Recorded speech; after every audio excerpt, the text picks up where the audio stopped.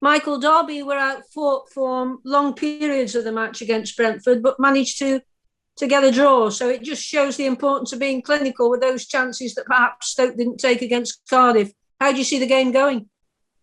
Yeah, I think Derby showed great spirit. I think to be 2-0 down and come back against Brentford, it shows that obviously the spirit in their group was good. They're still fighting to get away from the bottom of the table, which is we know what that's like, having had experienced that last season. So I think they're a good side. I think that they've got a lot of good players. I think when they're playing under probably more pressure than they have done in recent seasons because of their league position and their younger players. They have younger players in their squad as well. But I expect a tough game. They move the ball well, and we look forward to the game. I think it'll be a different scenario from what we faced on Tuesday night, where it was a barrage of long free kicks and long throw-ins. And you're right, we didn't take our chances, which I think we had done, we would have won the game. And I felt that was a disappointing thing for us, that we dealt with what Cardiff had to throw at us, but ultimately we didn't take the chances to win the game. It was psychologically important to get a positive reaction at Cardiff, and the level of performance was perhaps more important on the night than the result. But you'll always be judged on results. Is that a conundrum that you've got used to over the years? Yeah, look, I think you're always, particularly in this division where you play so often, and you get periods of inconsistency, and we're in one of those at this minute in time. But equally, you can't just focus on the result. We're in a situation where I think we're trying to grow and develop as a team as well. There's been a lot of change at the club, and that takes time, I think, as well. We've been disappointed with games like Tuesday. Leave us a little bit disappointed because we feel that we should have taken more than we got. And that's something we have to continue to work on, continue to address. But if when I look at us going to a team like Cardiff, and we had, I think, as many as 5 or 6 potential starting players not available to us, I think that shows where we've progressed as a squad as well. And again, some of the younger players, they stood up to a very big physical test. With the announcement that Stephen Fletcher's out injured, have you got any decent and good injury news for us? Any positives? No. In a word, no. None of the other players are back available. Fletcher's added to that. So we'll have obviously Campbell, Collins, Fletcher, Cousins, McLean, Fletcher, Oakley, Booth, and there's one other in there as well. So yeah, we're a little bit stretched. We're a little bit stretched in terms of bodies at the minute. You see some of the younger players obviously on the bench, and we'll have some young players on the bench again tomorrow. What's the problem with Tashin Oakley Booth? He's just got a bit of a hamstring problem that unfortunately has flared up, and he's not in a position where I think if we push him too hard, would aggravate that and he'd put him out for longer than is necessary. With Christian Norton making his debut and looking like he's taking the chance at Stoke with both hands, do you feel it's a bit sad for him? Yeah, it's great he had a debut, but in front of an empty stadium, he could do with another debut, couldn't he? Yeah, I think unfortunately, we're going through times when all of these things probably the edge is taken off them. You're right. For people, for example, even scoring their first goal for the club, or all of those situations are slightly different now because we've played in empty stadiums. I look at Joe Burstick making his debut in an empty stadium, and all of those things I think have been made this season, a little bit more challenging. Christian, it was good to get him on the pitch. He's a young player. He's only been at the club for a number of months, haven't been released from Southampton, so he's probably been fast-tracked a little bit because of the injury situation, but I thought he showed up well in the brief time he was on the pitch. And unfortunately that's the environment we're in at the minute, because you look at Ryan had left the club and we weren't really able to give him the send-off that he deserved after all the service he's given in an empty stadium, and hopefully, as I say, that's addressed soon. But with the lack of Fletcher tomorrow, Norton must come into your mind along with Vokes, and you may have to change the system, because when Vokes plays, you tend to be more direct. So that might give a chance to the people like Matondo and Clark. Yeah, we have to look at whether we feel it's the right thing to change the system, and what our options are. We've got the options of Norton, Vokes and Brown. Powell obviously has played higher up for us in recent games as well. I think Jacob, has had a little bit of a difficult time, but I think that ultimately, his best performances for us have been as a striker as opposed to a wide right player. So we just got to look at what the options are. We did a little bit of work on it today in training, and we'll sleep on it and make a decision overnight. With the international break coming up, do you plan to give the squad a rest and try and get over some of these injuries? You're a bit of a poacher turned gamekeeper now, aren't you, in terms of internationals? Yeah, I suppose I am. We hope that by the end of the international break, certainly that the likes of Clucas, McLean, Fletcher will be back, maybe a little bit soon for Morgan Fox, for example. Jordan Cousins should be back in that period as well. And yeah, I think the players need a break. I think that we're very fortunate that we can come and train and play football, and I get all of that, and everyone else is working from home, but there is a monotony to it as well, and empty stadiums, and I think that they need a little bit of a break away from it.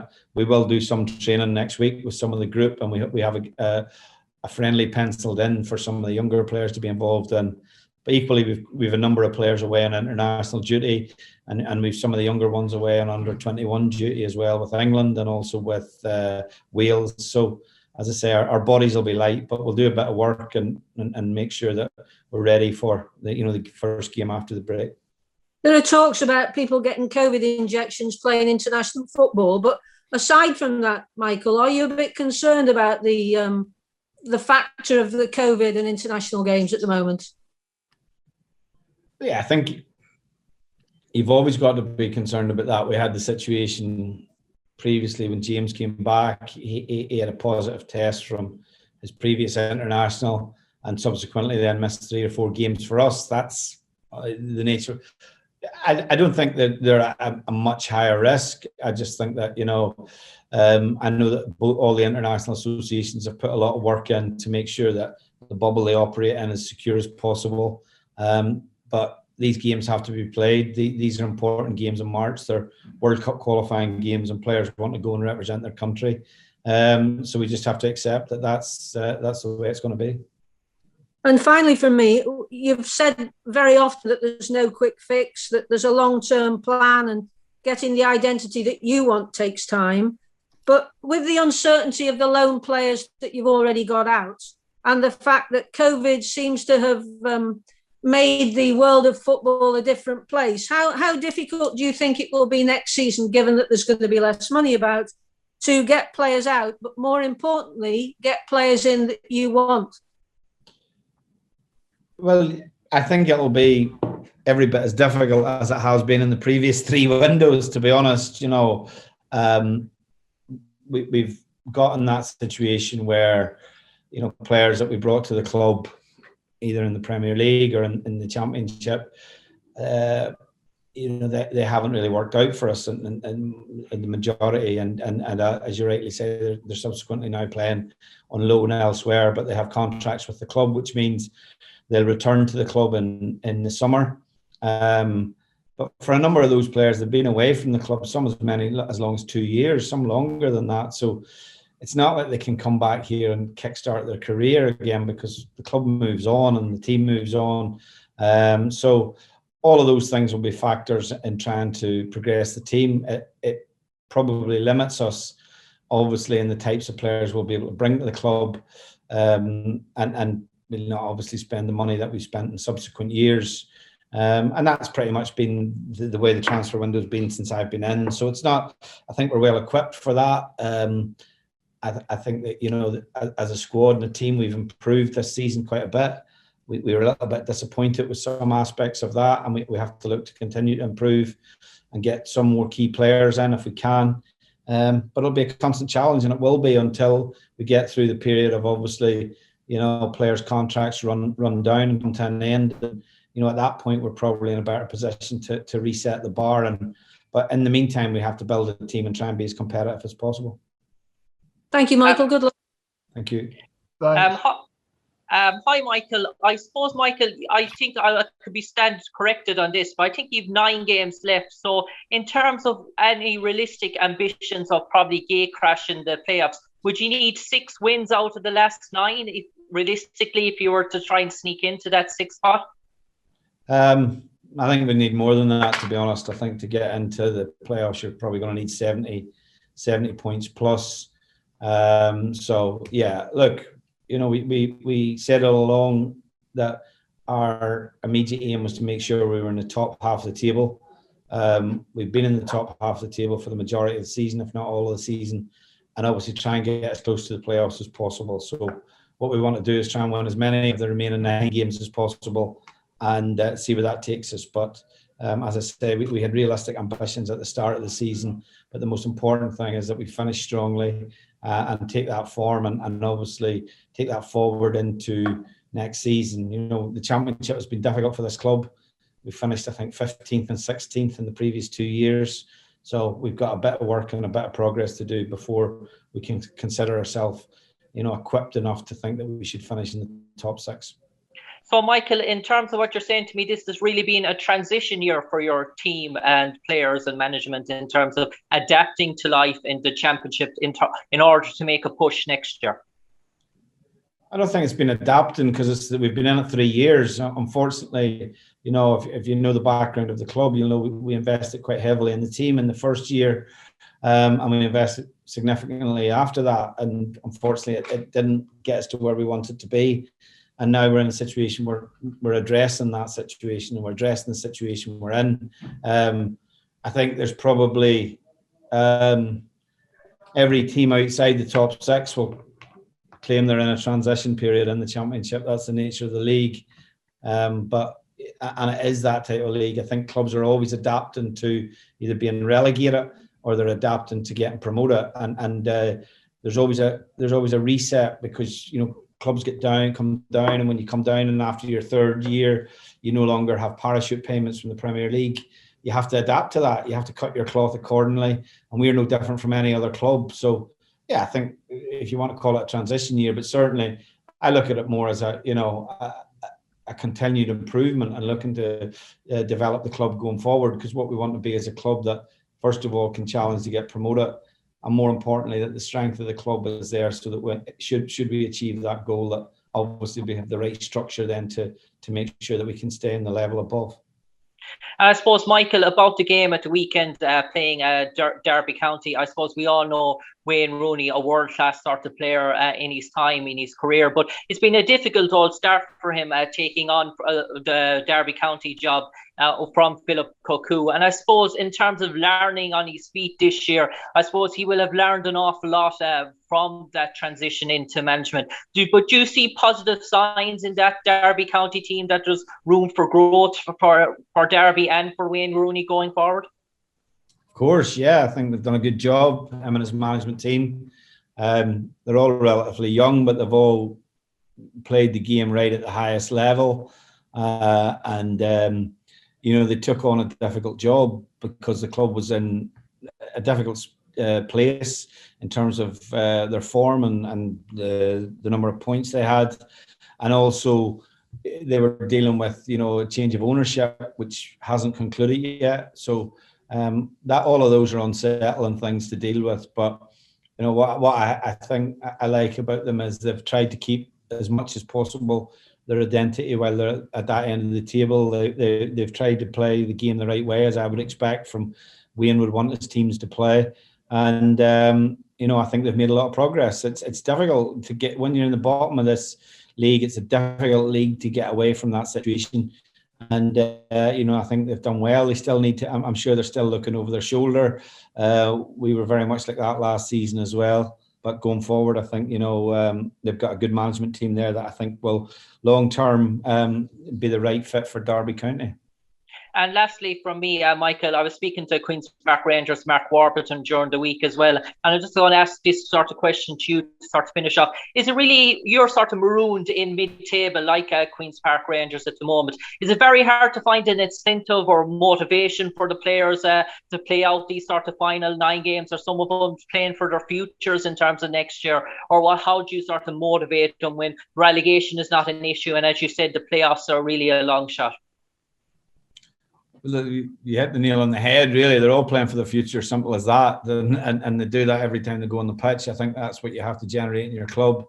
I think we have good professionals in our club that want to make sure that they do as well as possible this season. So the motivation's there.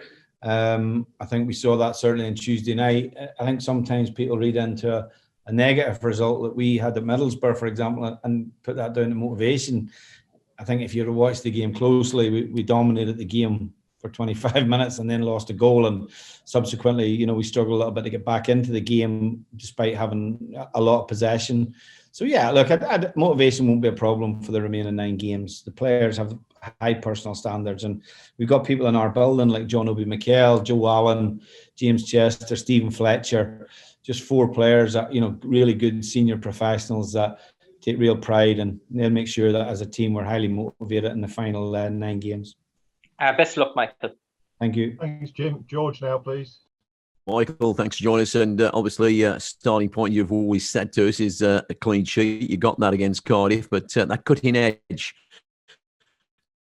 seems to have deserted you in the last couple of days. I mean, we had good chances the other night. We should have been 2-0 up at half time, and then we hit the bar without virtually, in the 89th minute. So a combination of, ourselves not being clinical enough and probably a little bit of, bad luck as well. I think the factor, if you look at even Jordan's chance, how the defender gets in the way and doesn't even handle the ball, we should have scored off that as well.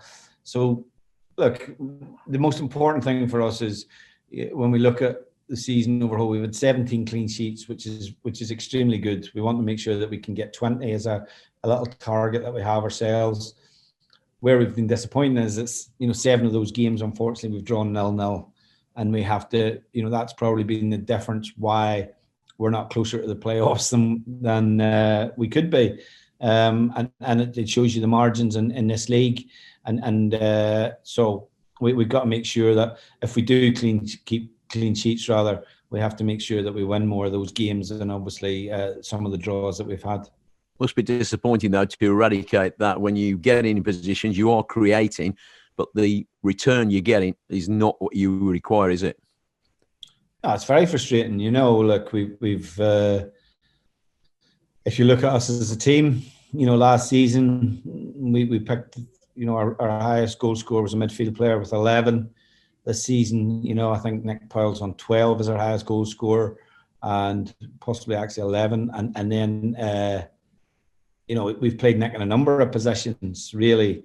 So we had a young, obviously, striker, attacking player that looked like he was going to score a lot of goals this season, who has been ruled out with injury, and Tyrese Campbell and Stevens had a little bit stop-start period as well in terms of injuries and niggling injuries. Again, you look at, he has to come off in the game on Tuesday and now misses tomorrow because of the protocols. And he would obviously want to have been fit for more of the games, because I know that he would have had in his head that he will at least get into double figures in goals, and I still anticipate that he will. But it is frustrating because I think we've had a lot of good play and we've created a lot of good opportunities. But we just have to make sure that we continue to do that, and continue to look to be more ruthless, and in the summer try and maybe find those players that can bring a real edge to the team, because that's the difference, I think, in this league. I suppose one of the major factors as well, Michael, is you've never had the luxury of saying continuity, same again. I know you do shuffle the pack, but the pack is getting thinner and thinner, isn't it? Well, it has, with the injuries that we had. We had basically a fully fit squad when the window closed, and we made decisions to let, for example, Lee Gregory, Tom Ince and Liam Lindsay go out on loan, who had played very little minutes for us in the first half of the season. and we felt that was the right decision for the club and the right decision for the players. But ultimately now we're in a situation where we have 7 injuries, and that happens. It's been a little bit unfortunate, but what it does is it provides opportunities for young players, possibly gives them the opportunity sooner than they would have got. But I still believe that, you know, we've handled the injury situation quite bad. I think over the season we've had a lot to deal with as a club that way, but ultimately I think we've remained competitive, and you know, I think that's a testament to the players and, you know, their attitude towards things as well. And just moving on to Derby County, you've already alluded to that Wayne Rooney is in infancy in his terms of his management, and it's a pressure point for him. But he's used to pressure, hasn't he? He's had all that pressure, big pressure as a player, and he'll probably be able to lift his team in that area because he's been used to it in a situation when he's been on the pitch himself. He can't at the moment, but he will really guide them from that point of view. Yeah, look, I don't think Wayne's going to have any problem with the pressure side of things. I think in management, I think it's a totally different type of scenario from being a player. But you're right, from a very, very young age till he stopped playing, he's had that throughout his whole career. So he's dealt with expectation and dealt with it extremely well to obviously have the career he had as a player.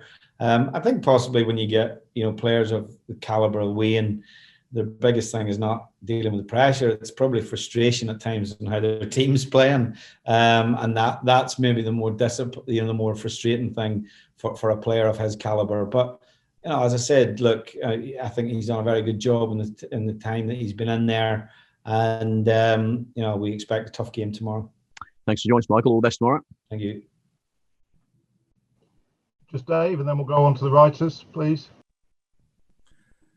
Hi, Michael. Hi, Dave. You brought on Adam Davis in goal on Tuesday night, and it was great to see him back from injury and playing again. We do kind of feel a little bit sorry for Joe Burzik, who got a call up this week, of course. Should we be feeling sorry for Joe, or you know, will his time come?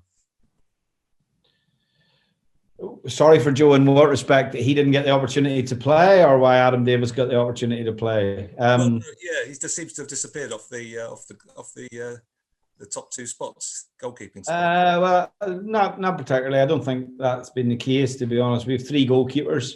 Joe was out on loan, which was the plan for Joe this year, obviously, to stay on loan in League One.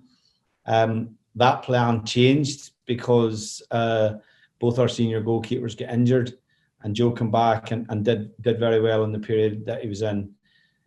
By the time we had 3 goalkeepers, the January window had closed, so the option for Joe to go on loan was no longer there, other than to go on emergency loan. And there have been clubs that have inquired about them, but we don't think they've been suitable for him. So, as I've said to the goalkeepers, I don't think they should read too much into the fact that who's on the bench. It's more about them as a 3.